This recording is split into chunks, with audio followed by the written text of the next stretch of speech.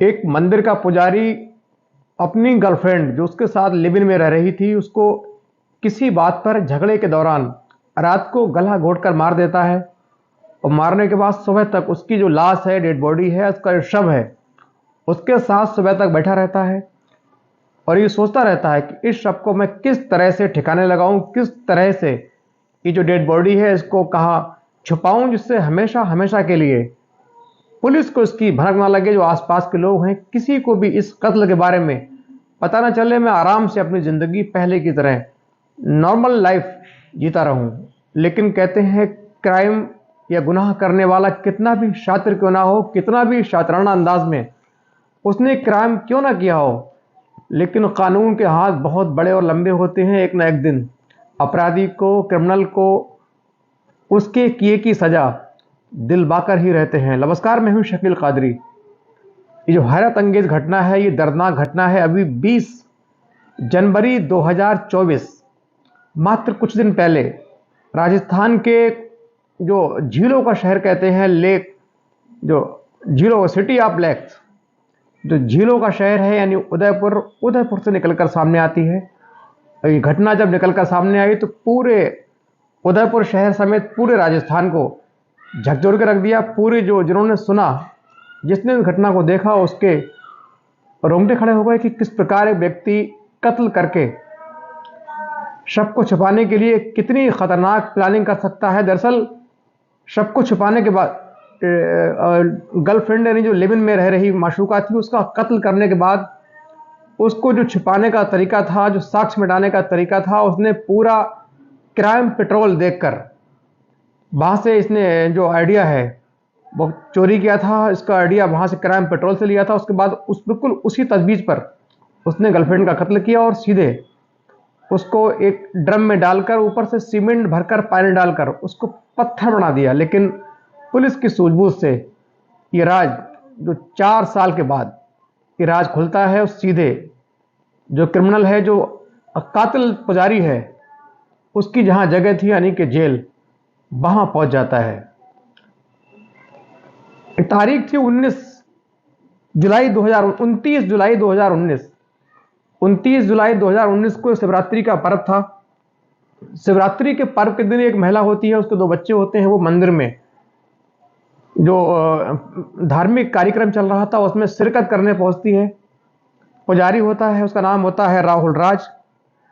राहुल राज जो पुजारी होता है, मंदिर में सबको पूजा कराता है। विधि विधान के मुताबिक पूरी पूजा संपन्न होती है, पूरा प्रोग्राम होता है, कार्यक्रम होता है। तमाम लोग पूजा के बाद अपने अपने घरों को जाने लगते हैं। लेकिन वहाँ एक महिला होती है, लगभग 30 साल की उसकी उम्र रही होगी। वो महिला अपने 2 बच्चों के साथ जो आई थी, राजसमंद से आई थी। राजसमंद एक इलाका है, वो उदयपुर जिले में आता है। मंदिर में बैठी रहती है, उसके बच्चे रो रहे थे, महिला चुपचाप बैठी थी। तो पुजारी चुपचाप एक मानवता के धर्म के नाते उनसे पूछने गया कि आपको क्या तकलीफ है, क्या समस्या है, बच्चे क्यों रो रहे हैं, आप उदास क्यों बैठी हैं। तो महिला कहती है, मेरे इन बच्चों के पास खाने के लिए कुछ नहीं है। मेरे जो बच्चों के पिता यानी मेरे जो पति हैं वो अक्सर झगड़ते रहते हैं, उन्होंने घर से निकाल दिया है। मैं सीधे मंदिर आ गई हूँ और बच्चे मेरे भूखे हैं, लिहाजा इसीलिए मेरा चेहरा डाउन है, मेरा चेहरा बहुत सुस्त है। उसके बाद जो पुजारी राहुल राज होता है वो उनको सीधे अंदर से कुछ खाने की जो वस्तुएं होती हैं, खाने का सामान होता है, ला कर देता है। और इससे जो महिला है उसकी पुजारी की प्रति सहानुभूति बढ़ जाती है। फिर दोनों में बातचीत होती है। उसके बाद जो महिला है वहाँ से लौट जाती है। कुछ दिन के बाद जो महिला है फिर उस मंदिर में आती है, पूजा अर्चना करती हैं। इस दौरान उनकी पुजारी से काफ़ी देर तक बातचीत भी होती है। इसी दौरान दोनों के बीच जो नज़दीकियाँ हैं थोड़ी बढ़ जाती हैं। दोनों पहले से मुकाबले खुल जाते हैं। दोनों में अब एक अपनापन वाली जो भावना है वो आ जाती है। दोनों ठीक से बात कर रहे थे। उसके बाद जो पत्नी पुजारिन है, जो महिला है, वो चली जाती है, अपने घर जाती है। लेकिन उसका जो पति है वो अक्सर आए दिन इस महिला से झगड़े करता रहता था। उसके पति के साथ उसके संबंध थे, जो वैवाहिक जीवन था वो बहुत दुखद था, अच्छा नहीं था। उसके संबंध बिगड़े हुए थे। पति से उसकी आए दिन अक्सर लड़ाइयाँ होती थीं, झगड़े होते थे।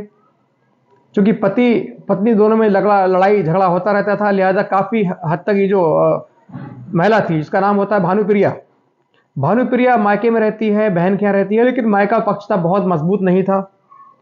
कुछ दिनों के बाद उसकी जो माता पिता हैं उनकी मृत्यु हो जाती है। और फिर अपनी जो उसकी एक बहन है उसके यहाँ उसका अक्सर आना जाना रहता था, लेकिन पति के साथ अच्छे संबंध न होने के खातिर घर पर उसका रुकना कम हो पाता था। अब चूंकि जो महिला है पुजारी के पास जा चुकी थी, उससे इसको थोड़ी सहानुभूति मिल रही थी, एक अपनापन लग रहा था।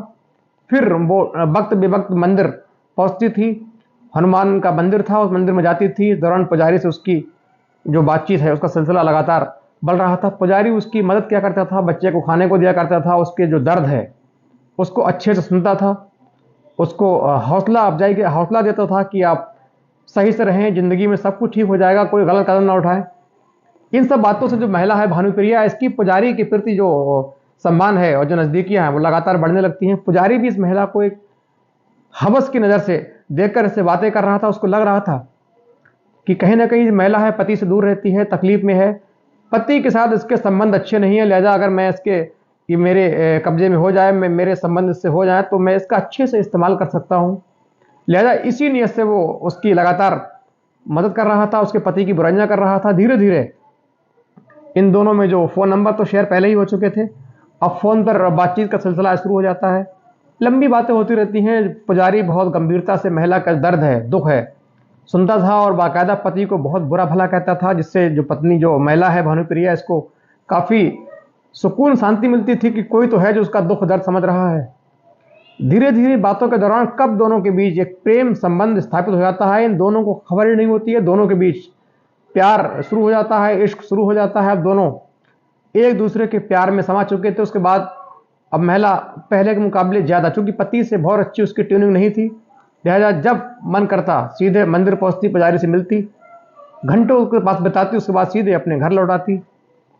उसके बाद धीरे धीरे जो पति पत्नी का झगड़ा है वो अपने आगे बढ़ रहा था, उरूज पर चल रहा था, बढ़ रहा था। धीरे धीरे दोनों का आपसी सहमति से तलाक हो जाता है। ये तय होता है कि 2 बच्चे हैं। पति कहता है 2 बच्चे मैं अपने पास रखूंगा, इनकी मैं देखभाल, जो पढ़ाई लिखाई है मैं करूंगा, तुम जहां चाहो अपना जीवन स्वेच्छा से जी सकती हो, मेरी तरफ से आज़ाद हो। उसके बाद जो महिला है सीधे पुजारी को फ़ोन करती है। पुजारी जो राहुल राज होता है उसको फ़ोन करती है। वो बहुत खुश होता है, वो सोचता है अब तो इसके पास कोई चारा ही नहीं है सिवाय मेरे।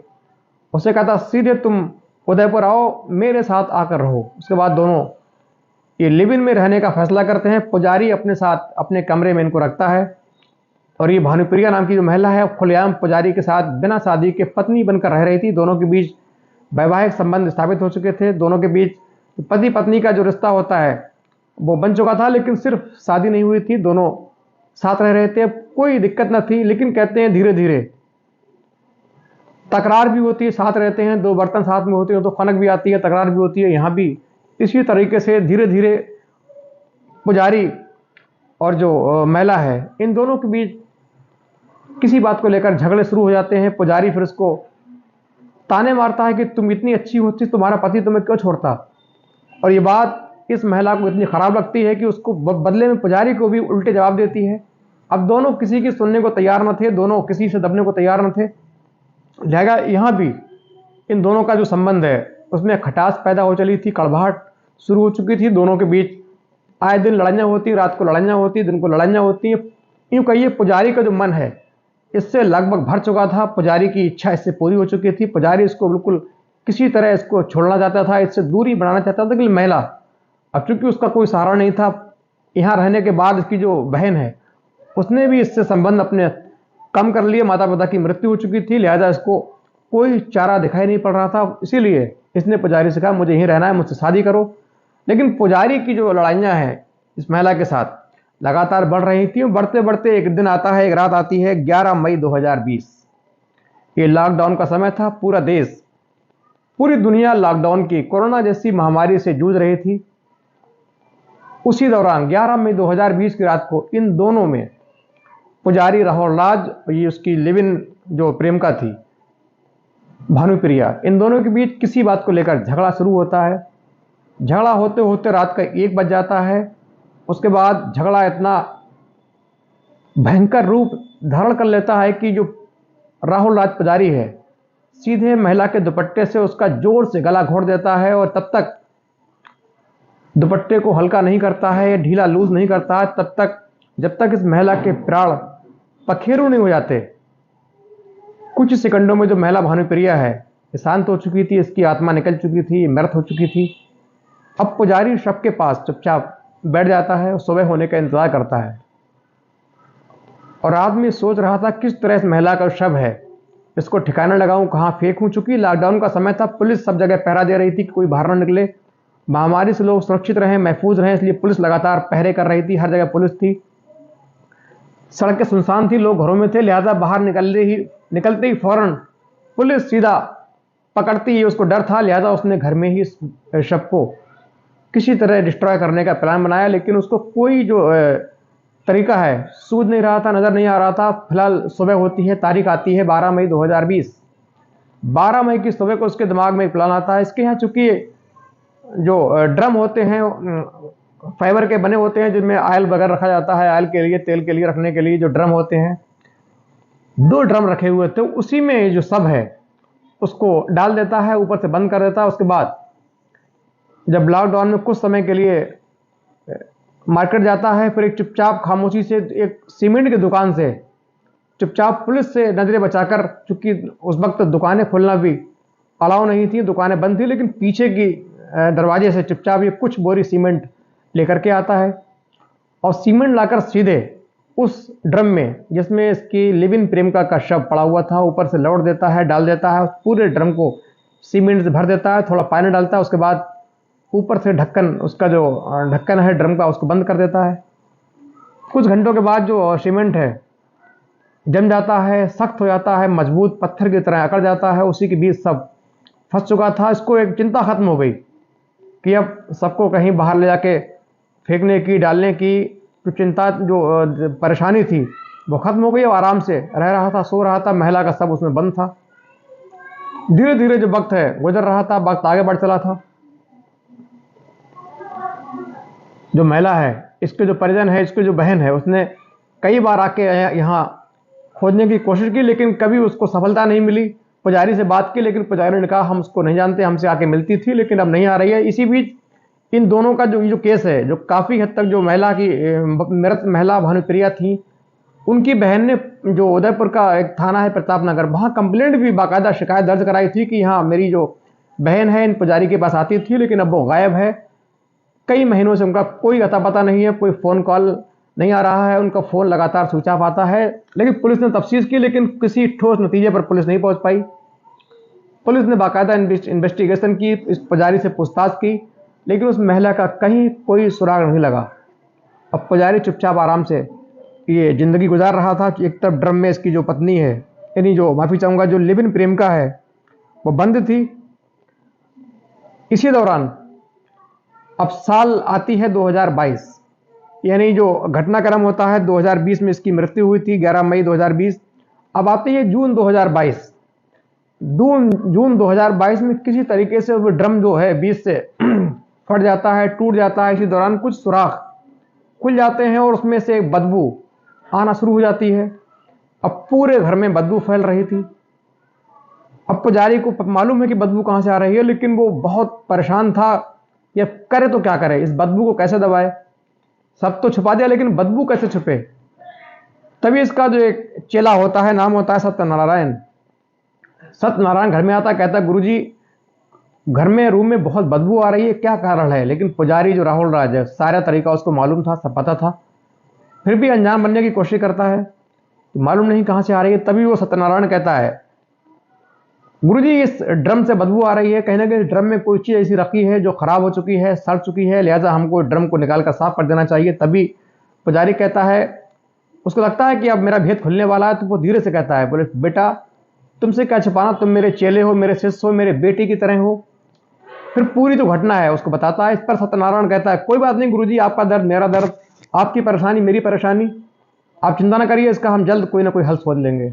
उसके बाद ये बड़े से लोहे का एक लोहे का एक रॉड टाइप मोटी, एक बड़ा लोहा लेकर आता है, जो पीछे नीचे से गोल गोल होता है, पूरा एक मोटी रॉड टाइप में लोहा लाता है। उससे बुरी तरीके से अंदर उस सीमेंट को कूटता है, अंदर जो हड्डियां फड्डियां आती हैं सारी बराबर हो जाती हैं, कूट जाती हैं, टूट फूट जाती हैं। उसके बाद ये एक उसको सही तरीके से दूसरे बर्तन में डालकर एक ऑटो रिक्शा करके, उसको एक लगेज टाइप सामान बनाकर ऑटो रिक्शा करके सीधे एक नदी के पास जाते हैं और नदी के पास पहुंच के सीधा नदी में फेंक देते हैं और फेंक कर सीधा चुपचाप वहां से आ जाते हैं, नहाते धोते हैं, चुपचाप अपने पहले की तरह सामान्य जिंदगी जीने लगे थे। इनका एक हेडक थी कि हाँ घर में शव है, बदबू आ रही है, वो भी खत्म हो चुकी थी। इनको कोई डर न था।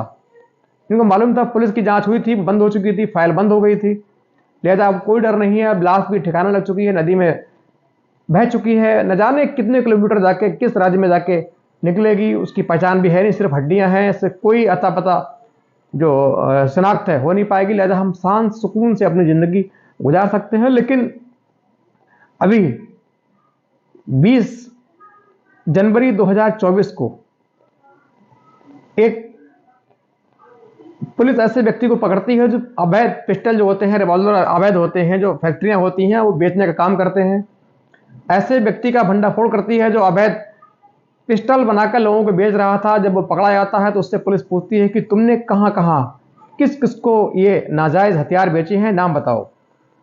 तो उसमें एक नाम पुजारी राहुल राज का भी आता है कि सर मैंने एक पिस्टल राहुल राज को भी दी थी। उसके बाद जो पुलिस टीम है राहुल राज की गिरफ्तारी के लिए पहुंच चुकी थी। वो कहता है उस वक्त मंदिर में पुजारी हुआ करता था, मैंने उसको दी थी, तो सीधे मंदिर पहुंचती है। लेकिन वहां जाकर मालूम चलता है कि ये पुजारी है, यहां से अब इनको हटा दिया गया है, ये कहीं और काम कर रहा होता। लेकिन पुलिस अपने गुप्तचरों के माध्यम से, सोर्सेज के माध्यम से पुजारी तक पहुंच जाती है और मालूम चलता है कि पुजारी आज फला जगह पर खड़ा है। बाकायदा तुरंत पुलिस मुखबिर की सूचना पर इस पुजारी को गिरफ्तार करती है, उसकी तलाशी लेती है। बाकायदा उसके पास उसकी कमर में अंदर एक पिस्टल मिलता है जो नाजायज था। पिस्टल की कहानी एक तरफ और एक ब्लाइंड मर्डर जिसकी हड्डियां भी नदी में बहा चुका था, जिसकी पुलिस ने फाइल में बंद कर दी थी, उसकी कहानी एक तरफ। अब दोनों का जो मिलना है किस प्रकार, इत्तेफाक देखिए आप। जब पुलिस इस पुजारी से बातचीत कर रही थी तभी जो इस टीम में पुलिसमैन होता है, सिपाही होता है, वो कहता है सर, उसके जो सीनियर अधिकारी थे उनसे कहता है सर आप थोड़ा साइड आइए। वो साइड में आते हैं, कहता सर इसने, ये पुजारी जो है इसकी वही पुजारी है जिसकी एक बार हम लोगों के पास एफआईआर दर्ज हुई थी, जिसमें इसकी एक प्रेमिका थी। उस प्रेमिका को गायब करने का आरोप लगा था।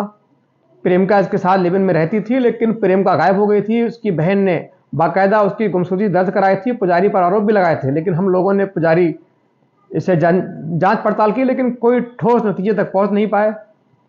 लिहाजा हो सकता है कहीं ना कहीं उस लड़की का गुनहगार ये पुजारी क्यों ना हो, पुजारी ही क्यों ना हो।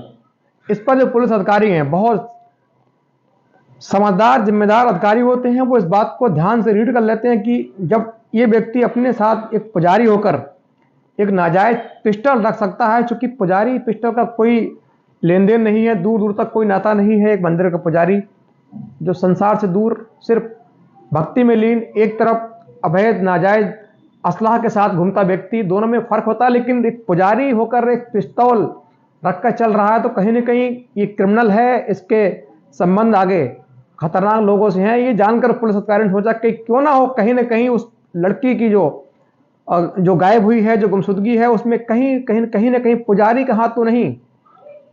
अब चूंकि पुलिस को ये शक हो गया कि कहीं ना कहीं उसमें गुनाहगार रहा हो, जिम्मेदार रहा हो, लिहाजा पुलिस उसको अरेस्ट करती है, सीधे पुलिस स्टेशन लेकर आती है और वहां बैठकर पुलिस उससे कई क्रॉस क्वेश्चन करती है, अपने तरीके से सवाल जवाब करती है।